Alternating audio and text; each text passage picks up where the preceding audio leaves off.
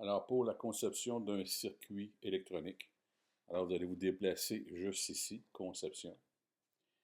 Vous avez circuit, code bloc, mais je vous recommande de passer par ici. Donc, on va faire créer un circuit, beaucoup plus rapide. Maintenant, si vous avez un nom à donner, labo, par exemple, 1, circuit série, juste pour que vous puissiez vous retrouver un peu plus tard. Vous avez besoin d'une, vous voyez, vous avez des platines. Si dans recherche, j'écris platine, vous allez en avoir différents modèles. Vous choisissez le modèle que vous désirez. Bloc d'alimentation. On peut écrire ça. Le bloc d'alimentation. Alors, pour le raccorder, il suffit de prendre votre souris, cliquez sur l'orifice, vous cliquez pour tourner, vous enlignez, et voilà, je viens l'enligner et je change la couleur. Même chose ici, j'enligne après, et voilà. Si j'appuie 2 fois sur le bloc d'alimentation, ben, les options apparaissent, je pourrais le mettre à 10 volts, 15 volts, etc. Là, vous voyez que la fenêtre est disparue à votre droite. Vous avez un petit curseur qui est ici, affiché le panneau. Vous appuyez et on revient au panneau. On va prendre une résistance. Vous voyez, vous pouvez changer les valeurs comme vous le désirez. Moi, je préfère toujours insérer plusieurs résistances par la suite, changer leur valeur. C'est à votre goût. Alors, si je veux monter un circuit en série, je peux faire ça ici. Tourner. Et voilà.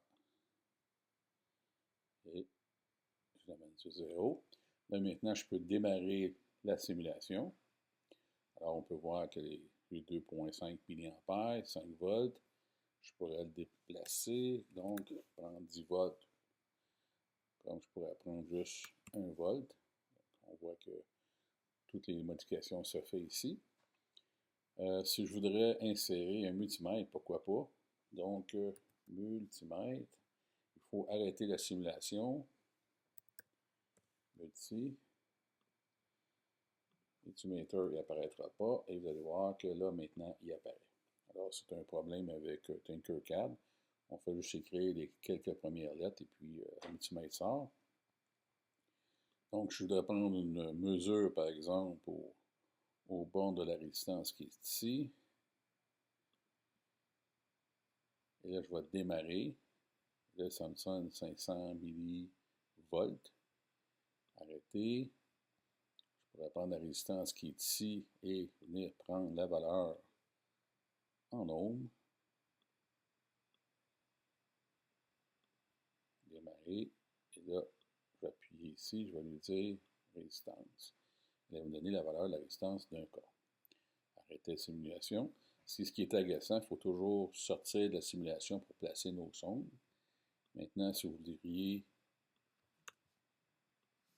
insérer pour vérifier le courant, comme ceci, je pourrais tourner lui ici comme ça.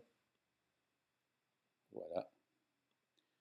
Donc, je viens ici, le circuit est ouvert, et ici, là, je vais démarrer, la même chose ici, on peut changer la couleur des sondes, démarrer. Et là, il est en méga-ohm. L'avantage qu'on a, c'est qu'on n'endommagera pas. Courant. Et voilà la mesure qui est identique à celle du bloc d'alimentation. Alors voilà comment on s'y prend pour débuter. Évidemment, vous avez beaucoup de choses. Ici, vous avez des potentiomètres, vous allez avoir des transistors, vous avez aussi au niveau logique, vous voyez toutes les portes qui existent.